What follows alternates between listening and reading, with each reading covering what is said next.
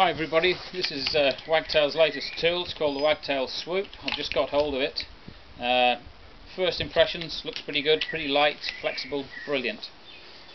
It looks like the blue ribbon, as you can see there, with the disc, and got the orange blade, the reddish blade there. They're pretty good from Wagtail. We've got one rivet in there, and I suggest that two is better than one. We'll just see how that lasts. The pad is held on with Velcro, as you can see there, onto this aluminium bar that's held on with that one rivet there, and of course the pad just goes on like that. If you get the pad the right place, up towards the top of the blade there, but not too much, you can actually adjust it up and down to varying degrees, according to the circumstances that you're in, what type of window you're cleaning at the time. And just about touching the blade seems to be a good place to put the pad. And we'll have a go at a window, shall we? Just goes on the glass like that. It's supposed to be a wash and squeegee all in one go, or you can scrub it like I've just done and then squeegee, just like that.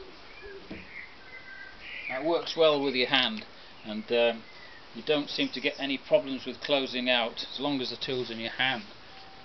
So you can wash and squeegee in one go if you get it right. That's what I'm doing now. You perhaps can't see that. That's come out an absolute treat. One of the things you ought to watch though, if the windows are dirty, is that this tool might not quite get into the edges, top edges there, and perhaps the sides as well as you'd like. So really I'd recommend this for clean shop windows, maintenance cleans, that sort of thing. It's going to take a bit of practice if you're not used to it. Above the flipper, well, I don't know, the flipper you can flip in a split second anyway when you're used to it, and there's no issues with getting the pad to clean right up into the edges there. Having said that, it's not that bad, but we've been here before, don't forget, because about 10-12 years ago there was a version of this out before, and what it was like, instead of the pad going on there like that, there was like a plastic bit. The pad was on a plastic sort of sleeve, and it would slide on, it would slide into place. I quite liked that, but like I say, the reason I stopped using it, well, they stopped doing it, it wasn't quite designed right, really. The concept was brilliant.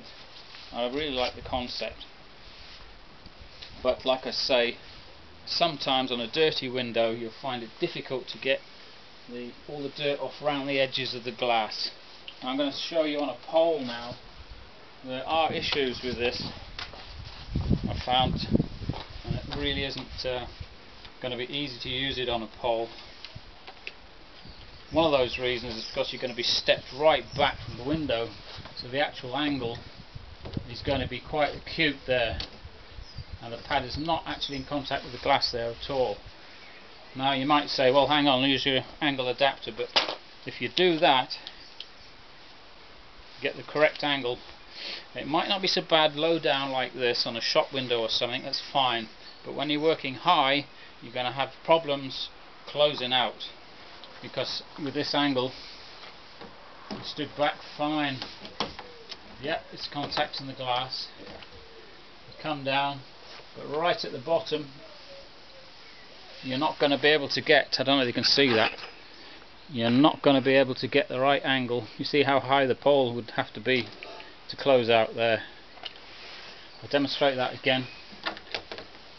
You're coming down there, you want to close out there, you won't be able to lift the pole up past vertical, that's for sure. So that is one of the problems with this. Plus, if you're trying to do the top edge of a window, let's see if we can see this one here. There we go. The top edge, you won't be able to get to it with the pad because the blade's already up there, whereas with the flipper, of course, it flips over and the actual pad is right at the top of the glass there. You see, so that might be another issue. Short pole, fair enough.